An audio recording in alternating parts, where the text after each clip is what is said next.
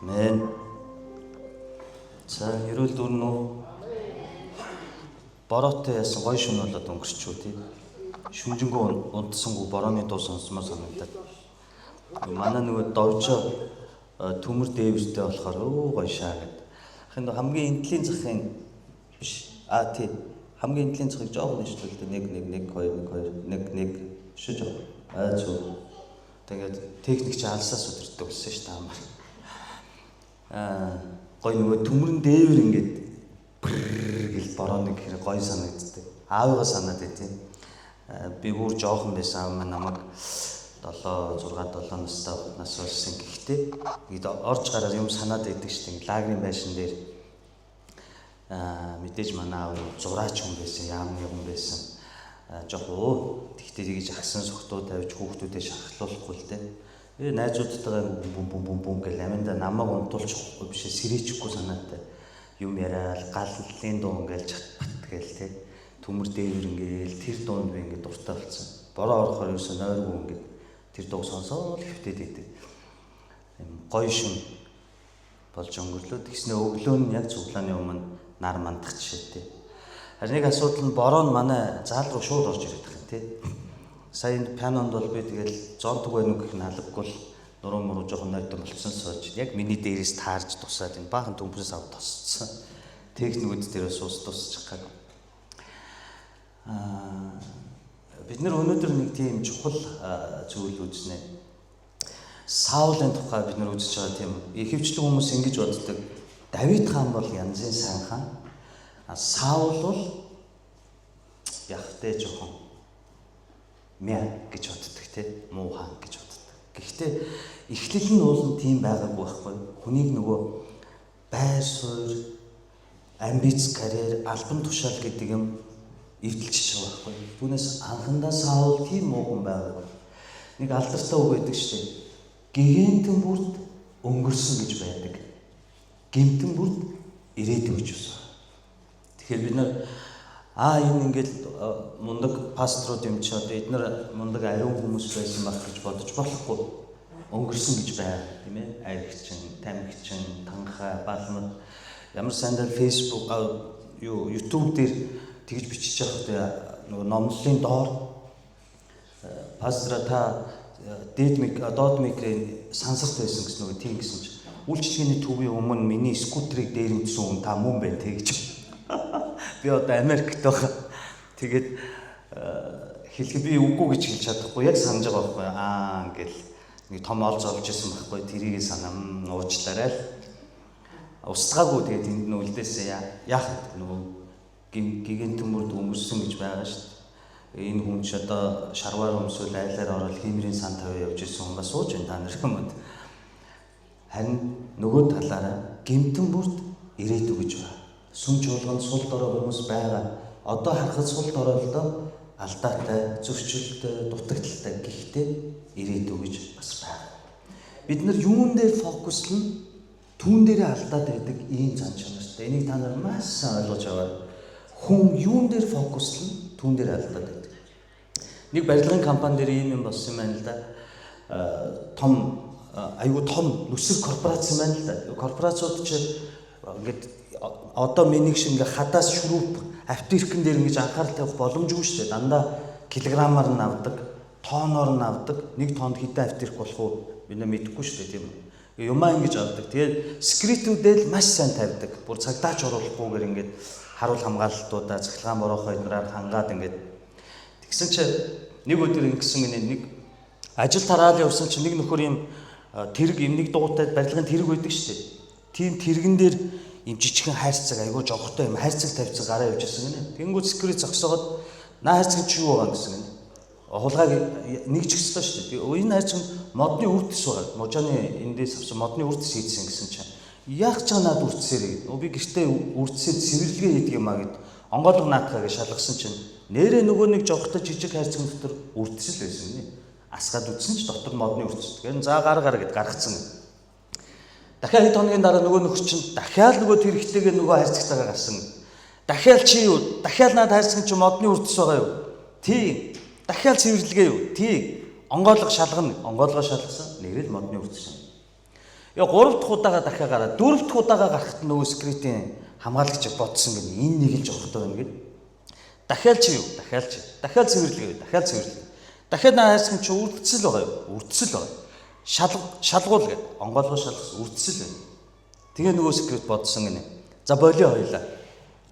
Чи надаас чи ямар нэг юм эндээс хусаж байгаа. Тэгэхдээ яг юу гэдгийг л хэлчих. Тэгэх юм бол би репорт өгөхгүй. Зүгээр би чамаас сулсан болоод ингээд хоёлаа өөр цайраа мартээ. Би ерөөс хинт ч хэлэхгүй. Зүгээр л чи надаа яг юу эндээс зөөгöd байгаагаа л хэлчих. Юу одоо ингээд байн хулгайлаад байгаагаа л надаа өмнө хэлчих. Тэгвэл болоо гэсэн гинэ.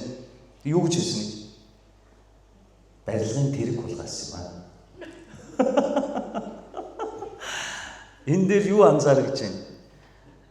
Барилгын тэргийг хусаж байгаа гэхдээ секретийн фокус нөгөө хайрцаган дээр, үрдсэн дээр. Энэ үрдэс ямар учиртай юм бол энэ юун жохтой хайрцаг юм бол гэж бодоод исэн болохоос биш 4-5 барилгын тэргийг хулгайлаад аваад гарахад мэдээгүй. Фокус нь хаана гинөө? Үрдсэн дээр. Энэ биднэрт юу хэлдэг вэ гэвэл бид нар Бурхны үгийг харахдаа, Библийг харахдаа энэ ертөнцийн дэлхийн зүгээр биднэрт ингээд мессеж болгоод өгсөн тэр мессежээр хүлээгд авчдаг. Саул бол муу, Давид бол сайн, Исая бол их зөнж, Еремия бол уйлдаг хүн. Юу гэдэг Самсон бол урт өстэй. Тэгтээ сүулдэ үсээ тариулаад нүдээ сохлуулдаг. Ингээд дандаа юм автомат мессежүүд ирсээр байгаад бид нэр яг тэрэндээ харьцаглагдаад тэрэндээ бодчихдог. Одоо та нар боддоо бидний үед утас гэдэг юм нэг ийм 20 айлтай 5 давхрын нэг орцсон ганцхан айлтал байдаг. Тэр нь дандаа дарга юм уу мундаг айл байдаг. Бид нар гүүж орж уцаар ярьдаг, гуйдаг. Тэр айлдаа бас долгондог. Тэхгүй бол тэдэн тоотын тэрнтэй ярь. Одоо танай гэрлүү гар уцруулж хүн залгаад танай доотлын 3 давхрыг чи 12 тоотын үнтэй яриадаг гэвэл та юу гоо? Чи баалаа юу яриад байгаа гинэ. Тэр үед ойлгоно. 12 тоотын нөө намжил ихчүү. За би дуудаад ирээ цаатах чинь барьж байгаарай гэд гүйдэг. Ойлгож байна. Тэгсэн чинь бидний хувьд айгүй олон юм зурс гэж өнгөрчихөж байгаа. Гинт нөгөө утас чинь бие даасан цагаан утас болсон. Бие даасан цагаан утасаар гудамжинд ингээд овоо мөнгө олоод хүмүүсийн амжиргаа дэвшсэн шүү дээ. Тэгжээд нэг юм картаар ярьдаг болсон. Холбоон дээр нэг байдаг, их дэлгүүрийн үүдэнд нэг байдаг. Нөгөө картын дотроо мөнгө хийчихлээ нөгөө картаараа ярьдаг. Тэгээ явж идэл нөгөөх маань сүүлдээ бүр жижигхэн гар утас болоод утас хармайлдаг болоод сүүлдээ нөгөө утсан дээр нь дүрс үздэг болоод зураг дардаг болоод бүр ингэж халиад явж байгаа. Манай хадам Nokia хэд гэдэг үлээ нэг өнгө дэлгэцтэй Konopta Nokia гэдэг шүү дээ, жижигхэн өнгө дэлгэцтэй. Тийм утастай байсан байхгүй. Тэгээ нянгаа хоёр ээж одоо утсаа солио гэсэн гээд нянгаа ярьсан чи манай хадам яах юм ярьж болж байгаа юм чи. Харин энэ дээр нэг камер хийлгэчихвэл Nokia-г одоо өрөмдөөл камер суулгаа хийж байгаа юм биш. Энэ мэтчлэн бидний үе өнгөрсөөр байгаад интернет гараад ирсэн тийм. Интернет гараад ирэнгүүт бүх юм өөр болсон. Бид нар хаа нэгтээ Солонгост байгаа, гадаадд байгаа, Оросд байгаа найз руугаа яадаг вэ ангаа ахлагчаад. Цаасан дээр сэсэр усаас гаралтай тий сэгсгэр цагаан гэнэ.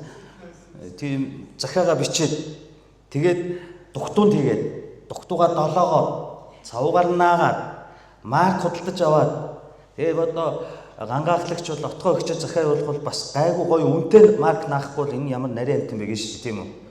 Үнэтэй маркаа худалдаж аваад бас долоогоо шүлс мүлстэйгээ явуулаад сэтгэлээрээ очиж байгаа байхгүй тэр чинь. Долоогоод наагаад хаягийг бичээд шууд тэгэхэд явуулдаг. Хизээ очихыг, уншсан юм уу, уншаагүй юм уу, хариу нь хизээ ирэх юм гэдэггүй хүлээж л байдаг. Тэгжэл хариу ирдэг. Ийм байсан чинь интернет нэгтсэн чинь марк болсон. Шуудан байхгүй болсон. Дуртай хүнтэйгээ зүгээр л ярьдаг болсон. Би бүр анх Yahoo Messenger гэдэг юмны алд баян доохтой сууж үзчихэд энэ чинь Солонгост байгаа хүн шттэ гэл юм бичгэрүүдээс хариулаад болтгоо. Тоглоод байгаа юм шиг чи яг мөн үү гэд мөн гэд ингээд бүр ангааж исэн байхгүй. Тэгсэн чи сүултээ дүрсэн байдаг болсон. За одоо бүр ингээд зүгээр нүрээ хараад гэр бүлээрээ ярьдаг болсон. Зурагтан дээрээ харж байгаа ярьдаг болсон. Одоо юу ороод ирсэн? AI ороод ирсэн. Зүгээр л та AI дээр ямар ч томьёо, ямар ч бодлого, ямар ч инфрац сэдвээ нөгөөл таны гэрийн даалгаврыг хийгээд өгч. Таны бодлогыг бодоод өгч. Одоо AI-ийн эсрэг дахиад өөр AI бүтээж байгаа. Яг гэвэл оюутнууд нөгөө докторийн ажил, диссертац Диссертац гэдэг чинь одоо Оросоор одооныхоор юу юм бэ? Дипломын ажиллаа AI-аар хийлгэл гараа авчих. Англиар бич, солонгосоор бич, монголоор бич, бүр монгол бичгээр бич. Хүсснээр тоогоо бодуулаа бүх юм хийгээ. Тэгээ оюутнуудын нөгөө диссертацууд, дипломын ажлуудын төгсөлтийн рефератуудын энэ яг өөрөө бичсэн үү, AI бичсэн үү гэдгийг шалгадаг. Дахиад нэг юмд хийжээ тэр нь энэ яг AI бичсэн байна. Үгүй бол энэ яг өөрөө бичсэн байна. Ингэдэг давхар юм гарч ирж байна. Яг энэ үед одоо миний ярьж байгааг бол ингээд дараа настай хүмүүс бол ойлгоод ингээд журнал за энийг сууж. Энэ залуучууд гайхал. Эдгээр ойлгохгүй. Энэ дээр кассетны зураг гаргахад юу гэлээ? Юу юм MP тоглоулах юм уу гэж бодсон. Ямар гоё кассет вүлээ харандаа хийж эргүүлээд батарейгаа гамнаал. Тэ? Эдгээр төрөхөд AI байж байгаа. Интернет байж байгаа. Тэгэхээр эдгээр чинь төрөхдөө л интернет AI-г гайхгүй. Төрөхдөө л байдаг л яа юу сонирн байна. Одоо ирээдүйд юу болно гэж? Ямар ч сургуулийн диплом хэрэггүй болж эхэлнэ. 2030 оноос эхлээд AI хөгжсөн учраас сургуулийн диплом, одоо бидний нөгөө сургуулийн диссертацууд, рефератууд хэрэггүй юм. 30 оноос эхлээд 30 оны хамгийн сүүлийн үеийн генерашнууд төрсэн цагаасаа зөвхөн өөрийн хувийн амьдралаа хүн болж төлөвшөлтөд анхаарна уу гэхээс заавал 10 жил төгс, заавал коллеж төгс, заавал ихтэй сургууль төгсөх гэх шаардлага болж байна. Яагаад гэвэл бүгд хаана байгаа? Утсанд байна.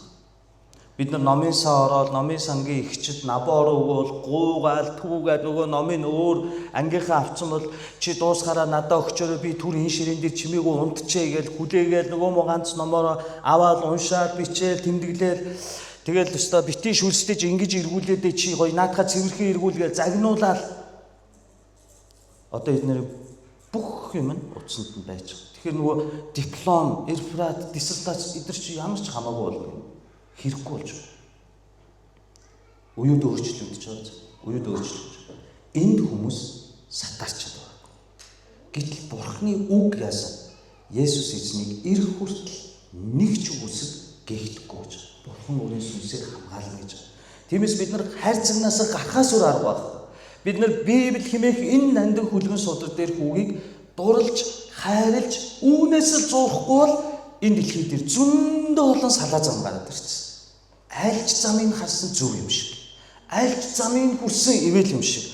Алинч дагсан гоё юм шиг. Алинч дагсан Бурхны төлөвлөгөө юм шиг харагдахаар төөрөлдөхүйц зөндөө амьдралын замууд бий болсон.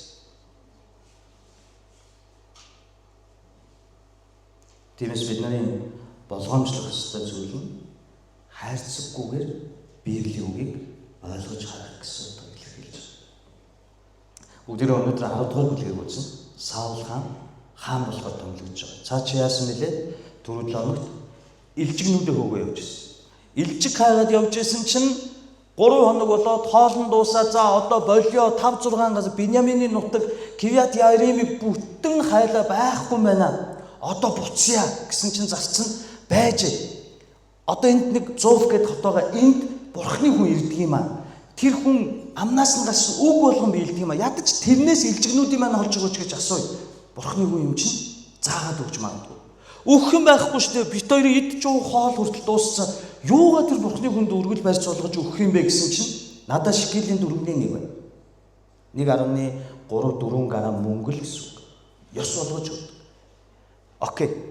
Тэгвэл 4-1 наа шикелийг ч өгөөд тэр Бурхны хүнээс ч асууя. Ингээд илжигнүүдээ хайгаад Самуэль дээр очих хооронд Бурхан Самуэльд урд өдөр нь юу хэлсэн байдаг вүлээ? Маргааш өдөрт би чам дээр Биньямин овгийн нэг залууг авчирна. Тэрийг би сонгосон. Түүнийг Израилийн миний ард түмний хаанаар чи томилж тослох болно гэж. Тэгээ Самуэль хүлээж идэв. Яг мөргөлийн өндөрлөг рүү гарч ирсэн чинь нэрээ нэг өндөр сайхан залуу гараад ирдэг. Израильд гүйцэх залуу байхгүй. Толгой өндөр. Тэгэнгүүт Самуэлийн чихэнд юу гэдэг вэ Бурхан? Миний чамд хэлсэн Биньямин хүн өмнө чинь ирчээд. Түүнтэй уулз, түүнтэй хамт мөргөлийн өндөрлөг дээр раббинууд, пасторууд, багш нар, шашны Бурхны удирдагч нартай хамт хооллоо. Тэгээд түүнийг тосолж өгөө. Миний сонгосон хүн наан ч юм гэж. Ингээд Саул яасан? Саул хоол идээд за чи зарцаа төрүүлээ явуул. Тэгээ өнөөдөр энд надтай хамт хоног. Маргааш өглөө би зүрхэнд чинь байгааг хэлж өгнө гэсэн. Тэр зүрхэнд нь уул нь юу байгаа вэ зайлвал? Нөгөө мө хэдий илжгээл бодоод байгаа. За миний зүрхэнд алга болсон илжиг байгаа. Маргааш илжигнийхээ хаана байгааг сургийн дуулчих юм байна. Маргааш зааж өгье гэж чинь аюул өнөөшин залбирч хонох юм шиг байна гэд. Тэгээ хоноод өглөө босч байгаа. Энэ дүүгээр 10 дугаар бүлгийг хэлж байгаа. Би тавганд 11-ээс 9 хүртэл уншаад бүгдээрээ хамтдаа үзье. Дараа нь Самуэль савтай тос авч дараа нь гэдэг чинь маргааш өглөө эст босоод дараа нь Самуэль савтай тос авч Саулын толгой дээр цутган түүнийг үнсээд эзэн өөрийн өвийн захирагч болгон чамайг тослолоо. Чи өнөөдөр надаас салж явахдаа Беньямины хилийн Зээлсад буй Рахелийн булшны дэргэд 2 хүнийг олж уулсан. Тэд чамд чиний хайхаар явсан эм илжигнүүдийг чинь олсон билээ. Харин эцэгч чинь эм илжигнүүдийнхээ асуудлыг орхиод би хүүгээ яах вэ гэсээр та нарын араас санаа зовж байна гэж хэлэх болно. Чи тэндээс цааш дамжин явж Таборын царс мод руу очиод тэнд битээлдэх бурхан өөд явж буй 3 хүнийг олж харна. Нэг нь 3 ишиг, нөгөө нь 3 дугуй талах, 3 дахь нь 1 тулам усан үзмийн дарс аваад явж байгаа. Тэд чиний амар мэндийг асууд чамд 2 талах өгнө. Үүнийг нь чи тэдний гараас авах ёстой. Дараа нь филистичүүдийн харуулын анги байрладаг бурхны довцогт чи хурч очино. Чамайг тэнд хотод ирмэгц түрүүндээ босоо ятдаг, хингэрэг, бишгүүр, ятаг хөгжимтэй мөргөлийн өндөрлгөөс бууж байгаа хэсэг иш үзүүлэгч нар чамтай уулзна. Тэд иш үзүүлцгэх болно. Тэгэхэд эзний сүнс чиний дээр бууж чи тэдэнтэй хамт иш үзүүлж өөр хүн болж өөрчлөгдөнө. Бурхан чамтай хамт байхад бол эдгээр тэмдгүүдийг чамд ирэхэд гарт чинь юу олдон түүнийгээ үлд. Чи надаас төрүүлж Гилгал руу уруудах түн. Харин би шатаал тахлууд тахиж эвийн тахлуудыг нядлахаар чам руу уруудаж очино. Намайг чам руу очиж хийх бүгдийг зааж өгтөл чи тэнд 7 хоног хүлээхтэн. За яаж вэ? Самуэль маргааш өглөө нь босоод Саулыг яасан гинэ? Тослоод бас нэг сонио үйлдэл болж тослоод яасан гинэ? Үнсэж байгаа. Настай эрэхтэй 2 хүн үнслэх гэдэг чинь жоохон эвгүй байна. Сонио мэдрэмж жагаад бид нар нэг үнсэд идвэ штэ ирчүүд бие бинийгээ тийм үү? Гэхдээ нөгөө хайр цагнаас гараад еврей ойрох дорндын ёс заншлаар бид нар харах хэрэгтэй гэсэн. За тос ямар утгатай вэ? Тосолсон. Тос гэдэг бол еврей рүү хөврүүлэхээр тослогоо гэдгийг орчуулахаар месиа гэдэг үг. Месиа гэдгийг дахиад еврейгээр үгийн үндсийг орчуулахаар Христ гэдэг нэр байна. Бид нар Есүс Христ гэж дууддаг тийм үү? Тэгвэл Христ гэдэг чинь Есүсийн нэр байх нь уу? Үгүй байхгүй. Есүс гэдэг бол Есүсийн нэр. Харин Христ гэдэг нь юу вэ гэвэл түүний цол гэсэн үг. Тослогдсон Есүс гэсэн үг. Тослогдсон нэгэн гэсэн үг байхгүй. Христ гэдэг чинь өөрөө тослогоо гэсэн үг. Дээр үед энэ тослогоог 3 хүнд авч болдог. Иш үзүүлэгч, бурхны хүн, тэр хүн тахилч, тэгээд нөгөөх нь юм билээ. Хаан. Энэ 3-ыг л тусалдаг байсан байна. Тэгэхээр энэ маш чухал тослогоо байхгүй. Энэ тослогоог Самуэль хийж өгч байгаа. Өөрөөр хэлбэл тослогоо гэдгийн энэ тослогоо гэдэг үгийн 3 теологийн үндсэн утга байдаг. Энэ ямар утгатай юм гэхээр хуучин амьдралаа орхиод шинээр амьдарч эхлэх гэсэн утга агуулж байна. Тийм учраас пасторуудыг томилохдоо тосолдог тийм. Өвчтөе хүмүүсийг бас тосол залбирanгуйдаг. Тэгвэл өнөөдөр энэ тослогоо нь юу юм бэ гэвэл одоо энэ зөвхөн хаан иш үзүүлэгч тахилч гурвал авдаг байсан энэ тослогоо нь одоо биднэрт байгаа юм. Таны толгоон дээр литрээр нь тэр үнэтэй наардын тос асгад тослуулж үтсэн юм байна. Би ч үзэв. Намайг яг пастор томилоход энэ дээр духан дээр нэг 2 тусаах шиг болсон. Дараа нь ингээд тухайн өнөрцөн чинь гоё өнөрчлээ. Одоо энэ тослогоо бол ариун сүнс байхгүй. Та Есүс Христэд итгэж хүлээж авсан тэр учраас ариун сүнс таны дотор тослогоо болон бууж ирдэг бөгөөд ариун сүнсний заавраар амьдрдаг хүнийг тослогдсон нэгэн гэж нэрвэж. Ариун сүнсний заавраар, ариун сүнсний үгээр, өөрөөр хэлбэл Бурхны үгээр, ариун сүнсний заавраар амьдралаа авч явдаг хүнийг хэн гэдэг гинөө? Тослогдсон нэгэн. Түүнээс толгоон дээр нь 1000 тонн тос, 9 тосын танаа пастрыг бүр шумбуулж умбуулаад ч Бурхны үгээр амьдрахгүй бол үгүй. Юу гэнэ? Одоо бол ариун сүнс. Энэ ариун сүнсийг Есүс юу гэж хэлсэн гэвэл би явхан та нарт ашигтай. Би Би байвал энэ 12 апостолтойгоо л арайч юу гэж хүрэлцэж сургана. Тэгэд хүмүүсийг эдгэн гэхдээ би ганцаараа би хүний махан бие өмсөд ирсэн. Харин би явбал Бурхны сүнс миний оронд ирнэ. Тэр сүнсийг юу гэж хэлдэг вэ? Туслагч болох тэр сүнс. Өөрөөр хэлбэл тэр сүнс ирснээр та нар тослогдно. Тэгээд та нар надаас ч илүү агуу хийх болно. Надаас ч илүү. Яагаад гэвэл та нар бүгд тослогдно гэж. Тиймээс Есүс би явсан гэж хэлж байна. Би яв. Ариун сүнс. Ариун сүнсийг юу гэж хэлсэн юм? Туслагч. Туслагч гэдэг үгэн дотор зааварлагч, туслаг дэмжигч, дагалдуулагч, тосолж томилогч, авиас талантыг өгөгч, тэр хүнийг эдгээгч, эмчлэгч маш олон байгуулж байна. Бид нар ингэдэг шүү дээ. Эрэгтэйчүүд олон удаа та нар сонсч байсан байна. Зүгээр чи зүгээр байж эцэц Бурхан чамайг миний туслагч гэсэн шүү. Би өөрхийн тэргүүн байна гэдэг ихнэлгүй дайраад байдаг. Ийм үед би нэг л юм асуудаг. Хөөе, хүчтэй нь хүчгүүдэд тусалдаг юм уу? Хүчгүй нь хүчтэйдээ тусалдаг юм уу? Машин шавард суучгаар 69 шавард суучвал 69-ыг фургоноор татаж гаргах уу, цахилгаан дугуугаар татаж гаргах уу? Фургоноор. Яагаад? Фургон илүү хүчтэй байна. Туслах боломжтой байсан. Яг үүнтэй адилхан эмэгтэйг Бурхан туслагч гэж хэлсэн гэдэг нь secondary. Чиний хавирганд ингээд чамд чиний зарцуул шиг амьдрах ёстой гэсэн утга биш. Ир хүн ганцаараа байх нь сайн биш гэдгийг Бурхан хараад мэдсэн байна. Тэгээд туслагч. Энэ туслагч нь ямар утга агуулж яадаг гэнэ үү?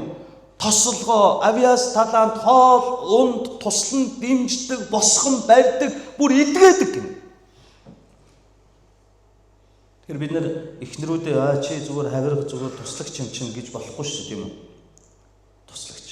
Яг энэ үгээр еврей хэлээр ингэж хэлсэн бол яг шинэ гэрэн дээр ариун сүнсийг Есүс эзэн яг энэ үгээр туслагч бол ариун сүнс танд ирэхэд та нар дэлхийн хязгаар хүртэл ичиж цуцхгүй явах бөгөөд та нар надаас ч илүү агуу үлдэх бол өгснийг амлуулна, өвчнийг эдгэн, муу сүнснүүдийг үлдэн хөөж зайлуулна.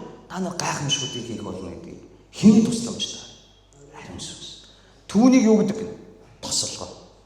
Энэ тосолгоо бол өнөөдөр биднэрт өгөгдсөн ариун сүнс эзэн байхгүй. Үүний дараа Саулыг үнсэж байгаа. Тосолчоод үнсэж байгаа. Энэ нь ямар учиртай юм гэхээр ирээдүг зөвнөсөн зөвнөл байхгүй. Энэ үнсэлт бол маш их чухал утгатай, сүнслэг утгатай. Ойрох домнодод энэ үнсэн гэдэг нь 3 утга агуулж байдаг. Нэгдүгээрт нь эрх мэдлийг нь хүлээн зөвшөөрж байна гэдгийг агуулж байдаг. Хоёрдугаарт нь таныг хүндлэх болно гэдгийг агуулж байдаг. Гуравдугаарт нь захирагдах дохио гэж үздэг. Үнсэж байгаа юм. Тэгвэл эдгээр чинь цагаан сараар нөгөө согтуу ах нар ингээд налмитл шүлсээ төрхөж үнсдэг тийм үнсэлт биш. Хоёр хацраа нийлүүлнэ. Тэгэхээр энэ хүний чихэн миний уруулны харалдаа ирж байгаа. Миний чих тэр хүний уруулны харалдаа ирэхэд зүгээр гээд дуу гаргадаг байхгүй юу? Гээд ах биш. Гэхдээ би цагаан сараар бүр амар хэцүү байдаг байхгүй юу? Ингээд гаднаас орж ирж байгаа нустай ч юм шиг амар хэцүү. За тэр чинь үнсэл гэдэг нь юу гэнэ? Хүндлэх болно, эрх мэдлийг хүлээн зөвшөөрөх болно, мөн танд захирагдах болно. Тэгвэл Самуэль Саул тосолсныхоо дараа түүнийг үнссэн юу хэлсэн бэ? Чи бол одооноос Бурханаар тослогдсныг учраас Бурханы иш үзүүлэгч Бурханы хүн би чамайг хүндлэх болно, чаны хууль тушаалд захирагдах болно, нөгөөх нь юу гэнэ? Эрх мэдлийг чинь хүлээн зөвшөөрөх болно гэдгийг Самуэль өөрийнхөө зүгээс Саул үзүүлж байгаа. Ойлгож байна. Ийм гүнзгий утгаар энэ гол тосолгоо эхэлж байгаа. Та нар иш үзүүлэгч Бурханы хүнд тийм үү? Зүгээр эн чинь бид нар шиг энэ жижигхэн хорхоо шүү ийм пасторууд биш шүү дээ. Бурханы хүн шүү дээ. Зөв Бурхантай ярьж яадаг те. Бурхан дуудахад энэ намайг Эли өвөө дуудаад байгаа болов гэж андууж хэмжээнд Бурхан ярьж харьцаж яадаг. Шууд зүгээр байж хатан чихэн дээр нь Бурхан яриад маргааш өдөр би чиний өмнө Беньямин овоос хүн авчирна шүү. За гэнэ ганцаараа ярьж байгаа юм шиг ингээ Бурхантай яриа явж байгаа. Нэг хүнтэй уулзсангууд шууд чихэн дээр нь Бурхан наач нөө миний ярьсан хүн шүү. Өө тийм. Ийм Бурхантай ойрхон хүн толгойн дээр гар тавихгүй шүү дээ. Тэгсэн чинь үнсэж өгч байгаа. Саул ийм ерөөлийн зам руу орсон. Яагаад орчлоо? Илжих хайж байгаа төрчих. Амьдрал сонирхол. Бидний амьдрал тохиолдох сайн, муу, бүтэлтэй, бүтлгүй бүх зүйл дандаа эзэн өөд, тослогоо өөд, бурхан руу хөтлөж байна.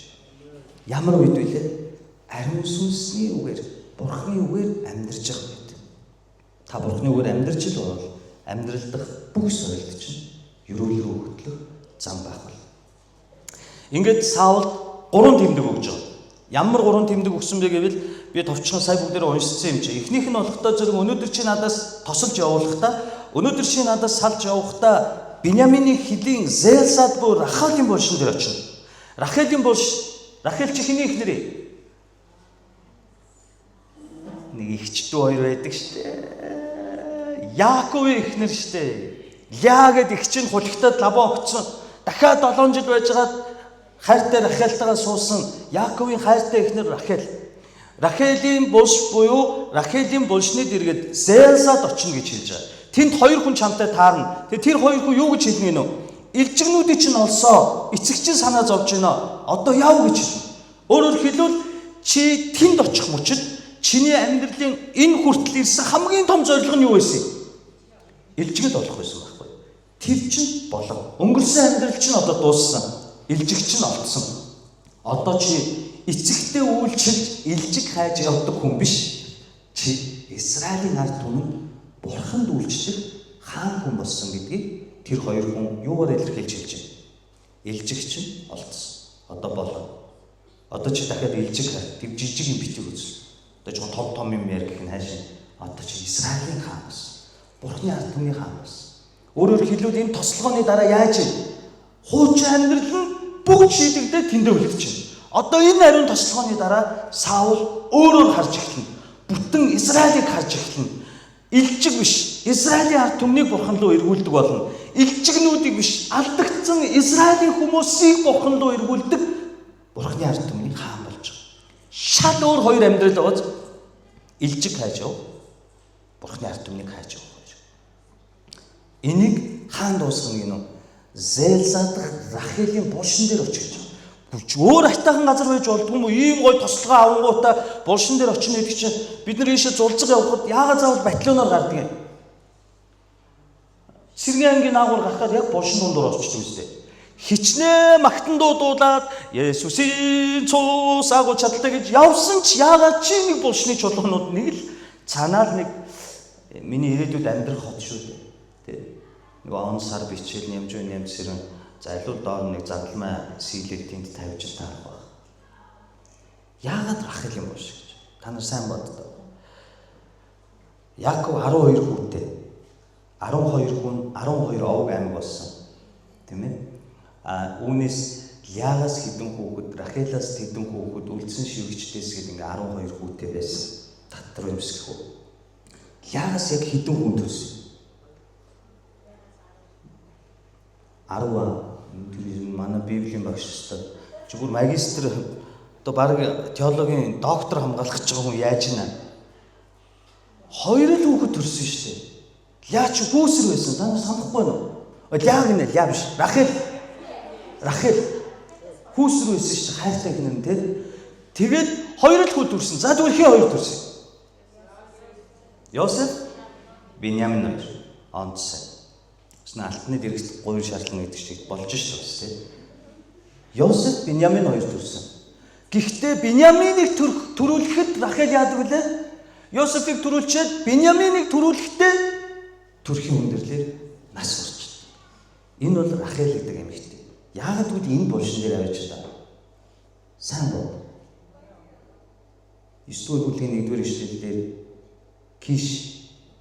Кишийн хүү Саул ямар овгих гэдэг үлээ? Биньямин овгих. Ойлгож байна. Яагаад тэр Биньямин овгийн үүсгэсэн, төрүүлсэн их Рахелийн булшин дээр очихыг Саул Бурхны тэмдэг болгон өгч байна. Тэнд бүх хуучин амьдрал дуусаад илжигнүүд нь олдоод одоо хаан хүний замналаар замнахад яагаад Рахел буюу Биньямин овгийн хамгийн ихний цэг дээр авч тавьж байна? Юу вэ? Хамгийн энгийнээр би тайлбарыг товчхноор өгүүлбэр төгсгöd юу тавьдгийг? Цэг тавьсан бол ямар үсгээр эхэлдэг юм? томоор энийг хийж өгч тослого авсан бол хэн байснаа бити март. Хүүгийн Биньяминийг авч үлдэхийн бол Рахел ээжийг нь үдэж явуулах хэрэгтэй. Хэрвээ Рахел ээжийг нь амьдаар нь авч үлдээ гэсэн бол Биньямин үхэх ёстой. Тийм хүнд байдалд сонгогдсон. Чи ийм эхлэлтэй, ийм гарал үүсвэртэй гэдгийг зааж өгч. Хэдий ч хаан боловч ийм сул дорой хамгийн жижиг овгийн Биньямин ов. Биньяминд хамгийн сул дорой ургийн Кишийн ургийн хамгийн сул дорой хүү Саул чамайг бурхан сонгосон шалтгаан нь юу вэ гэвэл хамгийн сул доройгоос авсан нь юу вэ гэвэл сул дорой нэгний дотор би өөрөө хүчтэй гэж байсан. Ойлгож байна. Энийг чи санаж гэдгийг зааж өгч. Чи төрөхтөө хаан болж төрөөгөө. Төрөхтөө мундаг баяны гишүүний сайдын хүүхэд болж төрөөгөө. Чи үнэхээр сул дорой энэ Рахел хэмээх эмэгтэйгээс гарал үүслээ санаж. Ингүүл яах вэ? Даруус чадах байхгүй. Гэтэл Саул яасан?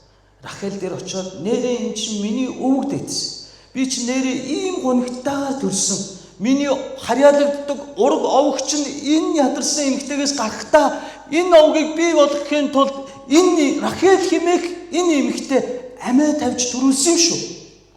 Тийм болохоор би хаан мундаг гэж сайхаж болохгүй юм шүү гэх байтал 12 13 дугаар бүлгээс Саул өөрчлөж Зилсад Рахелийн болшийг мартчихдаг.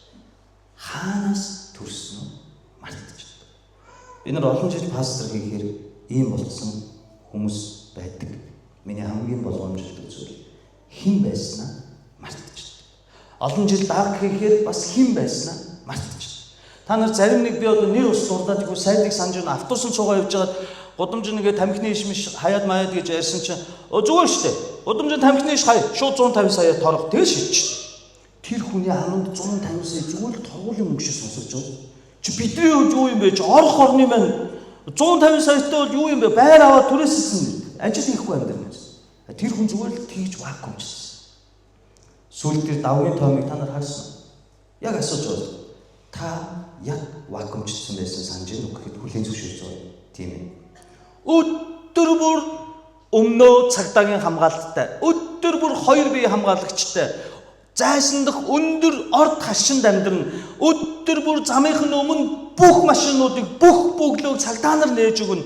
Өдөр бүр ямар ч торох юмгүй гэрлэн дохиндорч зогсохгүй ажилдаа ирнэ. Ажлынхаа үүдээр орсон цагаас гаран явах хүртэл хүн болгон сайдаа инээмсэглэн бүхэлдэн гарын барин хүн болгон юм гоон хамаатан саднууд бүр Монгол улс даяараа хүндлээд ахаар тэр хүн яасан байна? Вакуумч. Саул Зэлсад Рахелийн болшин дээр хамгийн түрүүнд очих ёстой гэсэн ихний тэмдэг өөрөө ийм гүн сүнслэг утгыг агуулж чаддаг байна. Ойлгож байна? Ихний тэмдэг. Тэгээд Рахелийн болшин дээрээс анх хаанаас төрснөө мэдээд нэрээ миний өвдөж энэ эмэгтэй чинь манай овог Биньяминийг төрүүлэхийн тулд амиа алдсан юм шүү дээ. Би чи ийм сул дорой овог шүү дээ. Тэгэхээр би одоо хаан болж байгаа нь хэний хүч байх нь вэ? Биньямин овгийн хүч байх нь вэ? Рахелийн хүч, Самуэлийн хүч байх нь вэ? Хэний хүч байх нь вэ? Бурхны нэгүсэл, Бурхны хүч, Бурхны сонголт гэдгийг бид нар үргэлж сандах юм бол бидний сүнс вакуумч мөхгүй. Амен. Энэ нэгдүгээр тэмдэг. Энэ тэмдгийг авсан даруйд 2 хүн таарна. Тэр хоёр юу гэж хэлнэ гэж? Илжиг чинь олдсон. Өөрөөр хэлбэл одоо хуучин амьдрал чинь дууссан. Чи илжиг мөрөөддөг байсан бол тэр мөрөөдөл ч одоо өөр. Одоо чи Израилийн мөрөөдөх болно. Одоо чи Бурхны мөрөөдөж амьдрал, шинэ амьдрал хэлж байгаа гэдгийг нэгдүгээр тэмдэгт хэлж өгч. За тэгвэл хоёр дахь нь. За ингээд ийм тэмдэг чам дээр инэ гэдгийг зааж өгсөн. Хоёр дахь тэмдэг нь юу гэж хэлсэн бэ гэвэл үүний дараа чи тэндээс цааш дамжин явж 3 дугаар зүйл дээр Таборын царс мод руу очиод тэнд битээлдэх бурхан өөд явж буй 3 хүнийг олж харна. Нэг нь 3 ишигтэй, нэг нь 3 талхтай, гурав дахь нь нэг тулам усан үзмийн дарс аваад явж байгаа. Тэд нар чиний хамар мэндийг мэдээ чамд 2 талх өгнө. Тэр 2 талхыг чи авах ёстой гэж. Авах ёстой. Яагаад ингэж хэлэх бол? Хоёр дахь тэмдэг. Таборын царс мод руу явна гэсэн. Тэгээ тэнд очиод хаан ямар гад хотод очино гэнэ үү? Бэтэл. Бэтлехэм ямар утгатай вэ? Бет гэр бет лихэн талах байхгүй. Ойлгож байна. Бет лихэн гэр талах. Нийлээд талах нэг гэр. Та нар мэдж байгаа шүү дээ. Тонгороож уншдгийг еврейчүүд тонгороож уншдаг мэдж байгаа. А тэгвэл Бетел гэвэл бет нь юу гэсэн үг вэ? Гэр гэж байна. Эл Шадай, Эл Элохим. Юу гэж вэ? Эл Бурхан. Бурханы гэр гэдэг газар очно гэж. Та бүрэн цаас модоор дамжин яваад чи Бетелд очив. Бурханы гэрт гэж яагаад Бетелийг нэрлсэн гэвэл тэнд сүм байна. Тэр сүмд юу хийх ёстой? Тахил өргөгдөж явах ёстой. Тэр сүмд нямка нүглийн төлөв, эвийн төлөв тахилаа барьж очдог. Юугаар өргөдөг вэ гэвэл ишиг, талах, дарсаа. Ойлгож байна. Тэгвэл энэ дээр Бетел дэх Бурхан өөд өгсөж яваа 3 хүн гэхээр энэ хүн яаж яваа 3 хүн байх нь вэ? Ганцхан орж хуушур идэх гэж яваа хүмүүс байх уу? Үгүй бол кино үзэх гэж байгаа, караоке үзэх гэж байгаа хүмүүс байх уу? Бурхан өөд, Бурханы гэр хэмээх Бетел рүү Бурхан өөд өгсөж яваа энэ хүмүүс 3 ишиг, 3 талх, нэг тулам дарстай гэхлээр яах гэж яваа хүмүүс байна? Хүндэтгэл мөргөл өргөх гэж. Тэр үеийнхээр бол тахил өргөх гэж яваа хүмүүс. Тэгсэн чи тэр хүмүүс таарангуудаа Саулыг хараад яана гэж байна. 2 талхаа өгнө, тэрийг чи авах ёстой гэж. Яагаад уул нь авч болохгүй байхгүй. Болохгүй. Энэ талхнаас хэн хүртэх ёстой гэж иш үзүүлэгч. Тэр хүн тахилж хаан хүн хүртэх ёстой. Тэгэхээр одоо яаж вэ? Та нар энэ Самуэлийн энэ иш үзүүлэг энийг та нар баг кино үзсэн юм шиг байгаа сте. Баг нэгнийх нь харман тэдэн цаас байгаа. Тэр нь хаан банкны данстай гэх нь халахгүй бүр өнгөтөр ярьж байгаа сте. Яг 3 хүн таарна. Яг тэнд Зэлсад Рахелийн өндөр 2 хүн таарна. Тэр хоёр яг чамд ингэж хэлнэ. Дараагийн 2 дахь тэмдэг бол чи яалтчгүй таварын цаас өнгөрөөд Бетел рүү явж идэл Бурхан өөд өгсөж байгаа 3 хүн байгаа. Бүр 3 хүний юу авч явж байгааг нь хүртэл хэлж байгаа. Хідэн шилхэгийг авч явж байгааг нь хүртэл хэлж байгаа. Дараагийнх нь бүр тэр олон хүмүүсийн тоглож байгаа хөгжмийн хүртэл нэрлэнэ. Юу хэлж байна вэ? Бурхан маш тодорхой ажил. Зүгээр л нэг цалгуурдаал зүгээр тийм үү гэж хэлэхгүй орхихгүй. Яг тодорхой ажил. Өөрийнхөө хүмүүст бас яг ийм шаардлага тавьдаг лана бастраа. Буйнараа болох гэдэггүй гэсэн үг. Яг таг гэдэг гэсэн үг. Яг таг хэлж байгаа. Тэгээд энэ 50 талх гэдэг нь биш үү? Тахил өгдөг 50 талхыг ямар 3 хүн гар хурж идэх эрхтэй гинөө? Тахилч, Бурханы иш үзүүлэгч, хаан.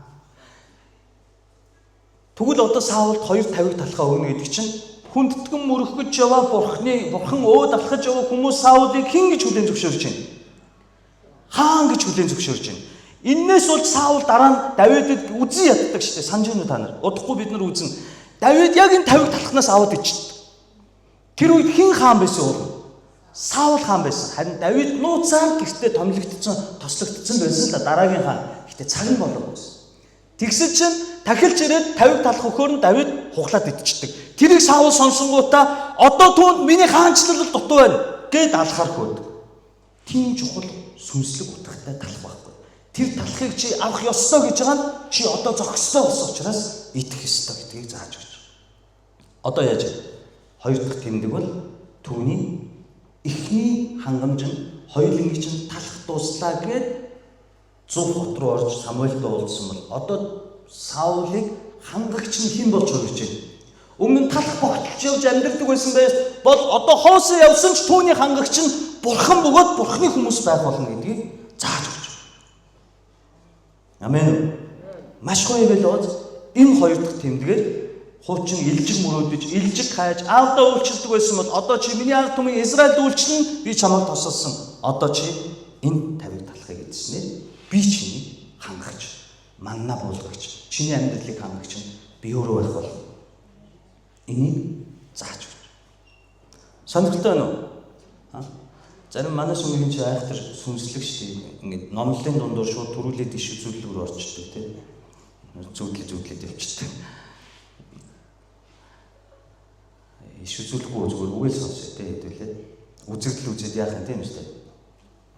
Зарим нэг нь үзэгдэл үзэж байгаа бол тоо. За, гурав дахь тэмдэг. За, 50-ыг талхны байна. Гурав дахь тэмдэг нь юу гэж хэлж байна вэ? Дараа нь чи Филистичүүдийн харуулын анги байрладаг Бурхны довцогт хурч очино. Хиний довцогт гинү? Бурхны довцогт. Өмнө нь хиний довцогт очлоо? Рахалийн булшин дээр. Одоо 3 дахь тэмдэг бол чи дараа нь явсаар 50-ыг талах идээд тослогоогоо баталгаажуулаад хааны эрхээ аваад илжигнүүд чинь олдоод хошин амьдрал эхлээд одоо чи Бурхны довцогт хурж очих үед бүр ингэж өнгөтөр хэлж байгаараа чамайг тэр хотод ирмэгц түрүүндээ эхний хүн нь босоо ятдаг тоглосон. Дараагийнх нь хингэрэг хөгжим тоглосон. Дараагийнх нь бишгүүр хөгжим тоглосон. Дараагийнх нь ятг хөгжим тоглосон. Мөргөлийн өндөрлгөөс бууж ирж яваа хүмүүс. Хүндэтгэл өргөж иш үзүүлчихэд талархал өргөөд мөргөлийн Бурхны довцгоос бууж ирж яваа хүмүүс. Өнөөдөр цуглаан 12 өнгөрөөгөө тарах юм бол та гэрлүүгээ гараад тариад явна үстэй. Тэгээд цуглаанаа тараад явж байгаа хүмүүс Бурхны иш үзүүлэгч нар. Энгийн хүмүүс биш. Иш үзүүлэгч нар чамтай таарна. Тэд чамайг харан муутай шууд иш үзүүлж эхэлнэ гэж байна. Тэнгүүд яг тэд нарыг чамайг хараад иш үзүүлж байгаа тэр мөчид чиний дээр сүнс бууж байна. Хиний сүнс вэ гэвэл эзний сүнс бууж байна. Ингээд чи өөр хүн бол. Одоо арай өөр хүн болов уу гэсэн үг тийм үү? Хамгийн сүүлчийн тэмдэг бол түүний өөр хүн бол. Чи иш үзүүлж эхэлнэ. Мундаг байна. Энэ нь юу хэлж байна вэ? Түүнд чиний удирдлага бол хүний авьяас талаанд, хүний ухаан, хүний боловсрал биш. Чиний удирдлага бол иш үзүүлэлт, миний үг, миний илчлэлтээр байх ёстой гэдгийг Бурхан зааж өгч. Тийм учраас түүнд иш үзүүлэхийг зөвшөөрч. Тэгэхдээ хэний тусламжтай? Өөрийн иш үзүүлэгчдийн тусламжтай. Ойлгож байна. Ингээ 3 тэмдэг чамд тохиолдно. Хамгийн сүүлд нь энэ 3 чамд тохиолдсны дараа чи надаас төрүүлээд хаана очих гинөө? Гэлгалд очих гэж байна. Гэлгалд очоод тэнд чи намайг хүлээ. 7 хоног хүлээ гэж байна. Би чиний араас Гэлгалд 7 хоногийн дараа очоод шатаал тахилууд болон эвийн тахил өргөх хүртэл намайг уруудаж очих хүртэл чи тэнд юу ч хийхгүй 7 хоног зүгээр л намайг хүлээ гэж хэлж байна. Энэ бол түүний энэ 3 тэмдгийн дараа хийх ёстой үйлдэл. За, яагаад Гэлгал гэж? Яагаад Гэлгал? Гэлгал ямар газар вэ? Бид нэр зөндөө үзсэн. Яа.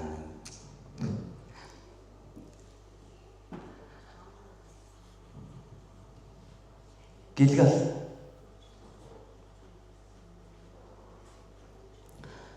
Израильчууд 40 жил сүлүүртийнсэн. Тэгээд Йордан голыг гатлаад амлалтын газар анх хөл тавьсан газар нь хаана гэлээ? Гэлгал. Гэлгалд юу боллоо? Ерихогийн харалтаа Гэлгалд цугулсан тэд нар яг дайн хийх гэсэн чинь бүх ирчүүд нь хөвчөө хөндлөлдөг санаж байна уу? Ингээд бүгд хөвчөө хөндлөлээд тэнд гэрээгээ сэргээдэг. Яагаад? Өмнөх хүмүүс нь хөвч хөндүүлсэн байсан аав ээж нь өмнөх 1-р үеийн бүгд сүлд өгсөн юм чи. Энэ намайг хэн харж ай тавих хэрэгтэй болов? Нэг нь тэнд утсаа авахад, нэг нь энд утсаа авахад юм. Үерхлийг чинь цуцлаа ич шүү. Гэлгал. Тэнд мөн ийм чухал юм болсон. Тэд нар яг Гэлгалд хөл тавьсан тэр өдрөөс эхлээд юу зогсдог вэ? Манна зогсдог. Яг тэр өдрөөс эхлээд галан баг, үүлэн баг тэднээс холддог. Яг тэр өдрөөс бид нар амлалтын газрын анхны ургацын дээжээс итгэцгээдэг, ууцгадаг. Тэгээд Бурхантай шин гэрээ байгуулж, хөвчөө хөндлөж, эзний ард түмэн гэдгээ 2 дахь үеийн дахин дургуй гэдэг. Ийм чухал газар. Амлалтын газар шин 90 үе эхлэхэд анх хөл тавьсан тэр Гэлгалд Саулыг аваачиж байгаа нь яаж юм гэвэл чамаас дамжин шин 90 үе эхэлнэ. Чиний өмнө Бурхан Израилийн хаан байсан бол одоо Израильчууд Бурханы голоод чамайг хаан болгож байгаа болохоор бүх түүхийг чи дахиад эхнээс нь эхлүүлэх болохоор үүнд Гэлгал шиг тохиромжтой газар байхгүй. Тийм болохоор чи Гэлгалд очив. Тэгээд юу гэсэн? Гэлгалд очиход чинь би үйл хөлөглөө төрүүлээ очсон байна гэсэн. Гэлгалд очиход чинь тэнд 7 хоног чи намайг хүлээн гэж. Яах гэж хүлээн гэвэл би 7 хоногийн дараа чиний араас очиж шатаалт тахилуудыг дахиж эвийн дахид өргөх хүртэл чи тийм зүгээр л хүлээх ёстой. Харин Саул яагаад алддгүй? Энүүгээр яагаад намайг хүлээ гэж Самуэль хэлсэн гэвэл шатаалт тахил болон эвийн тахилууд бол хаан чиний хийх ажил биш. Чиний эрх мэдэлд бас хязгаар бий. Чиний эрх мэдэлд хязгаар бий. Шатаалт тахил эвийн тахилыг бол Бурхны хүн иш үзүүлэгч тэрүүн тахилж би л хийх ёстой. Чи хаан гэж дураараа бүгдийг хийж болохгүй. Чиний эрх мэдэлд хааны эрх мэдэл байсан ч Бурхны өмнө, Бурхны хүний өмнө хязгаар бий. Энийг чи 7 хоног хүлээх гэсэн. Харин 13 дугаар бүлэг рүү орохоор энэ удаа Саул хүлээдэг 7 хоног хүлээгээд тэгээд Самуэль ирээд тахилуудыг өргөж түүнийг хаанаар томилдог, төвчээртэй хүлээж чаддаг. Харин 13 дээр Саул хүлээдэггүй. Яагаад гэвэл хэдийн өөр болоод вакуумжаад мундаг хаан гэд өөрийгөө бодцсон байдаг. Яг Самуэль хэлдэг би очих гэж байна. Намайг очих юу ч хийхгүй хүлээж байгаарай гэж хэлдэг. Тэгээд нэг өдөр хүлээг, хоёр өдөр хүлээгээд Самуэль аян зам, хол зам туулаад ирэхгүй байсан чинь Саул шууд юу гэдэг вүлээ? Яагаад би тахилчийн үрэг гүйцэтгэж болохгүй гэж. Би хаан, би хүснээ хийнгээд Самуэлийн эфодыг өмсөд Самуэлийн өмнөөс тахил өргөчдөг. Яг тахилын цаг дууссаны дараа Самуэль хурж ирдэг. Тэгээ Самуэль юу гэдэг вүлээ? Өнөөдрөө чиний хаанчлал дуусна. Яагаад? Юу Бурхан Саулд ойлгуулахыг хүссэн гэвэл хүлээ гэдэг нь хэдий чи их мэдэлтэй номер 1 хаан боловч Бурхны хүн ба миний өмнө чиний их мэдэл хязгаар. Чиний хийж чадахч болохгүй зүйл гэж байх ёстой. Тэр нь дахид байсан чинь энэ удаа чадсан ч удахгүй бид 13 дугаар бүлэг рүү орвол Саул дураараа би тахилчийн үр гүйцэтгэгчээгээд Самуэлийг хүлээж тэсэхгүй өөрөө тахил өргөж. Айхтар тэмдгүүд ооз. Айхтар тэмдгүүд. Бидний амьдрал хүлээлт гэдэг энэ Гилгал гэдэг газар энэ чухал тэмдгүүдийн газрууд байх ёстой. Бид нар Рахелийн борш өөрсдийнхөө хэн байсныг байнга санаж хэрэгтэй. Тэгвэл та дүүрэхгүй. Та тослогдсноор шинээр амьдарч байгаа Бурхны үг ариун сүнсний ятгалгаар амьдрах ёстой гэдгээ бас мартаж болно. Та дараах ёстой. Мөн та эзний тусалсан энэ юм.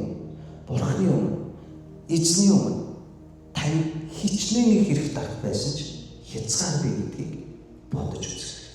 Хинжээ хязгаар бий. Энэ заагийг алдвал та Саул шиг алдах. Тань тослогоо бий. Гэхдээ тэрийг дагсан хариуцлага гэж бас бий гэсэн. Битэл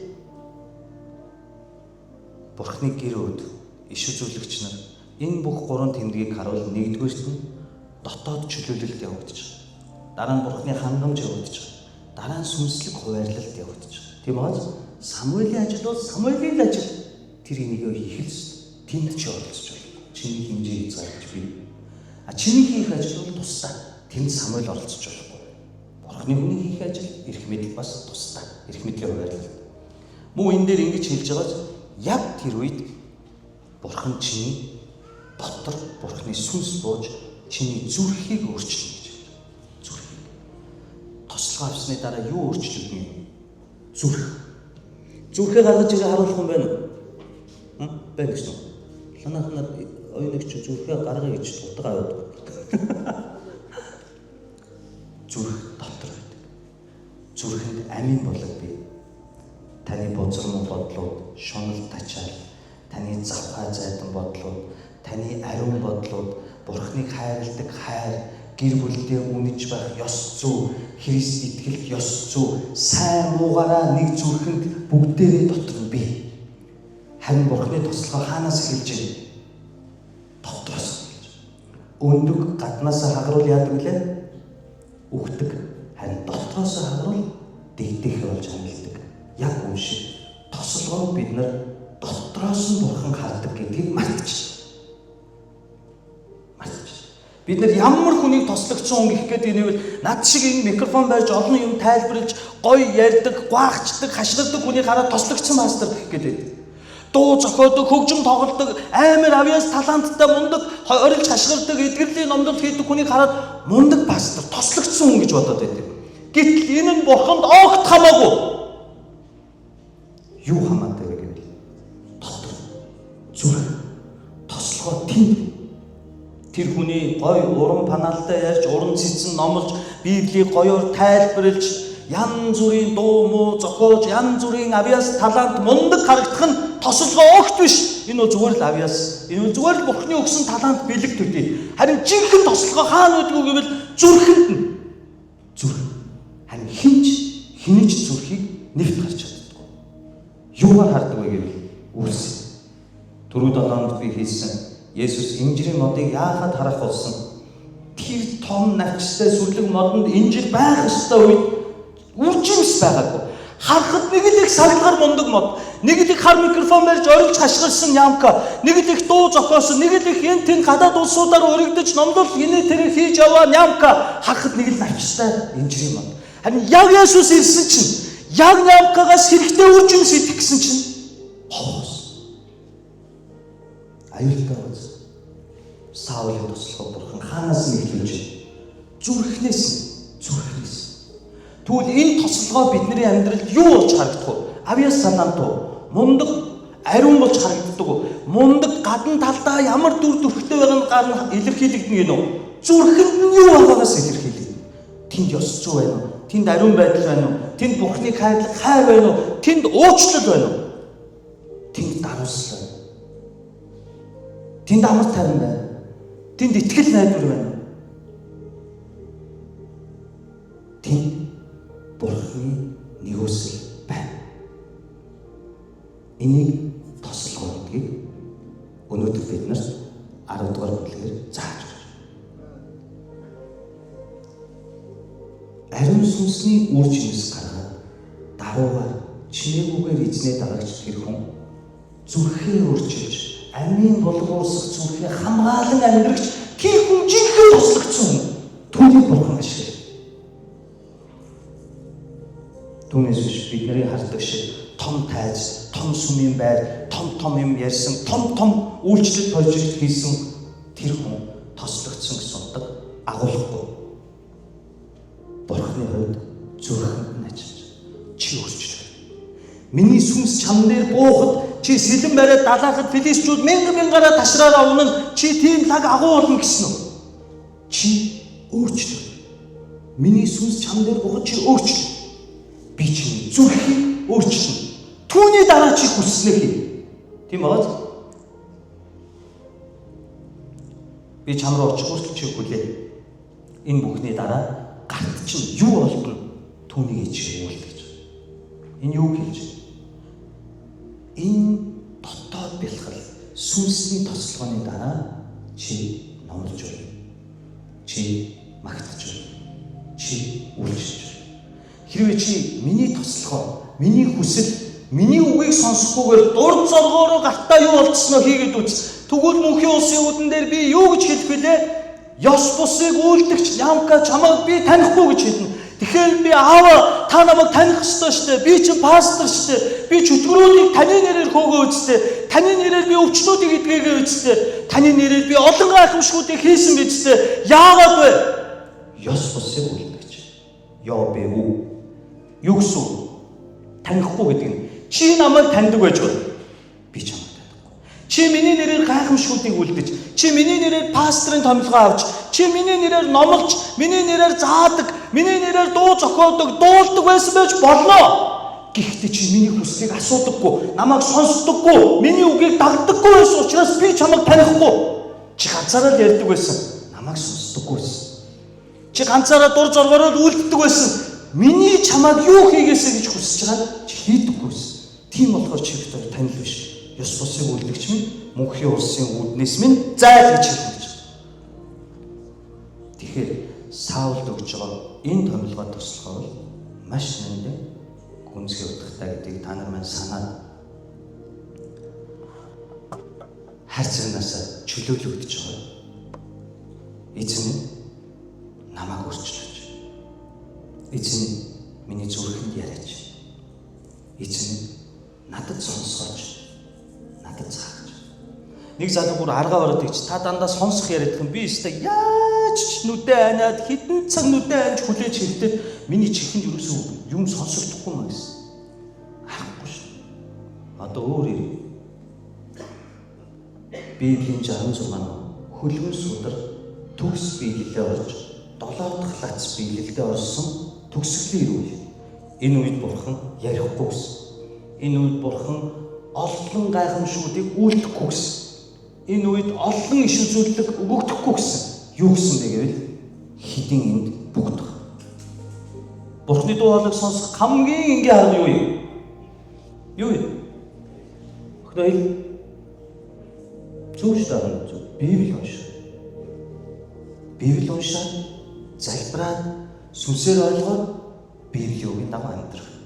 Энэ бол ариун сүнсний ятгал. Би танд баталгаатай хэлээ.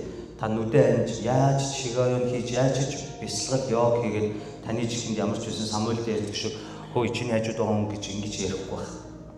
Яагаад би үзэг 8-9 наснаас хойш 30 гаруй жил алдаж он цаантай муудаач эзэндээ итгэлээ гээхгүй энэ хүрэхтэй би тийг сонсч үзсэн. Харин одоо би 100% ойлгосон. Үг. Энэ бол Бурханы дуу. Энийг уншихгүйгээр, энийг хайрлахгүйгээр, энийг ойлгохгүйгээр та өөрийгөө итгэвч гэж байгаа бол би танд хатуу бөгөөд шууд хэлье. Та бол үр жимсгүй, навчнаас цаашгүй инженер мод. Тэр навчнууд нь юу гэлээ? Авиас, талант, хөгжим тоглох, дуулах, номлох, Библи тайлбарлах зүгээр л навч. Харин үр жимс. Ямка чиний өөрчлөгдсөн амьдрал. Чиний намайг хайрладаг хайр. Чи намайг хайрлсны үндсэн дээр өстөн дайснаа хүртэл өөрийн бие шиг хайрлсан тэр хайр чинь. Чамайг шархлуулсан тэр хүнд хэцүү хүмүүсийг уучлсан уучлал чинь хаана? Чи хамаараа уучлаа гэд зүрхэнд чи үл уучлаа. Одоо ч чиний үр жимс. Чи мянган гоё өндөр навчаар дүүрсэн цас мод шиг бусдад харагддаг байж байна. Харин надад ямка сүнслэг үр жимс. Чиний өөрчлөлт хаана? Чиний ариун байдал хаана? Чиний даруусал хаана? Чиний үнэн хаана? Энийг бодож үзэх хэрэгтэй гэсэн. Амен. Амен. Мен сүүлээр эх 7 хоногийн 4 дахь 30 шүү дээ. 4 сарын 30 4 дахьд яваад тэгээд 4 сар чи 30 хоногт 30-даа дуусна. Тэгээд 30-ныхаа оройдоо амжиж за ямар ч гэсэн нэг Швейцарын нэг хотод бууна. Би нэрийг мартаж чадах шийлц илүү юу гэлээ. Тэнд буугаад тэндээсээ Цюрихт буугаад тэндээсээ цаашаа машинаар Австри ороод тэгээд маргааш өглөө нь 5 сарын 1, 2, 3-нд Европ дахь монголчуудын нэгдсэн конференц болж байгаа. Та нар сонссон зайлшгүй явж байгаа. Тэнд одоо Европч 2 улс байгаа шүү дээ. Тэнд байгаа бүх монголчууд Австрид Венд цуглаад тэнд үгийн үйлчлэлээр 3 хоног болно. Би 30-ны шөнө очоод маргааш өглөө нь 5 сарын 1, 2, 3-нд үйлчлээд 3 ч бүтсэн. 3-нд үйлчлээд 4-ний 11 цаг 10-15 онгоцоор шууд буцаад Монгол руу ирэн. Тэгэхээр эх 7 хоногийн нэгдлийн шөнө гэхэд би тархандаа ирсэн байна. Тэгэхээр эх 7 хоногийн хагас амтны сайн бусад үйлчлэлүүдийг Лана пастор маань хариуцаад явах. Би энийг хэлж байгаа нэгдүгээр пастор алга болчихсон би тэнд үйлчлээд ирнэ. Энэ хугацаанд та нар манаас залбирч өгөр, өглөөний залбирал дээр ч гэсэн залбирч өгөр. Яагаад би энийг хамгийн сүүлд хэлж байгаа нэрээ одоо би навчнаас залгаж байна. Та миний юу хэлж байгааг ойлгож байна. Та нар бас залгах хэрэгтэй. Одоо бүгдээрээ үр жимсэн бол ойлгож байна. Есүсийг үлсүүд ирэхэд жимстэй. Би бинийг уучлаа. Би бинтийг ойлголцсон. Би бинийг хайрлаа. Би бинтийг дотнд харилцсан. Энийг Бурхан биднээс хүсэж байна. Түүнээс өнөөдрийг хүртэл таны мөрдөж мөшгөж ирсэн амбиц карьер бол Бурханы хувьд ёс буссыг үлдэгч гэдэг нэр авахаас цаашгүй гэдгийг би дахин сануулгыг хүссэн. Тиймээс ийм үр жимс бас Европт байгаа, тэнд байгаа олон монголчууд хүрээсээ тэнд Нямкагийн уран цэцэн гоё ярьдаг янз бүрийн өмнөх туршлага огт байхгүйгээр тэнд цааш нөгөө чимстэй байж өгөөч. Асрам энэ 80 замыг өрөөж өгөөч гэж та нар маань залбирлаад хамт байж өгнө. Би очоод иргэн нэг ч цугаалахгүй. За ёстой нэг зав гарвал гарч тэнд байгаа пасторудтай кофе дуугах. Очоод маргааш нь үйлчлээд дуусаад маргааш нь явсан. Яг үйлчлэлдээ маш их хичээж үйлчлэх болно. Харин Бурхан хамт байх нь ариун сүнсний туслахаар тэр үр чимээс хамт байх нь чухал учраас манай чуулганы ч гэсэн нэр гарах учраас та нар маань залбирч өгөөрэй. Амен үү? Амен. Үр жимстэй амьдрья. Амен. Үр жимстэй навчнаас залхыг тасаж хаяа хэрэггүй мөчрүүдээ эзнэр тасчуулъя. Өөрчлөгдөе. Сүнс зүрхэндээ сүнсний ивэл юрэлэг авъя. Уучлъя. Өршөөл сул дорой нэгнээ ойлгож өгье. Босгон барья. Урамшуулъя. Илүү нэгдье. Сатан хизээж олон хүнтэй мундаг техниктэй сүмээс айдаггүй. Сатан ив нэгдэлтэй сүмээс айдаг. Энийг маш сайн санаж яв. Сатан гоё ярьдаг сүмээс айдаггүй. Сатан олон хүнтэй нүсэх сүмээс айдаггүй. Сатан ив нэгдэлтэй чуулганаас эмээх болно. Тиймээс ив нэгдлийг мөшгөцгөөе. Амен. Өдөр хамтдаа залбирэн ууцгаая.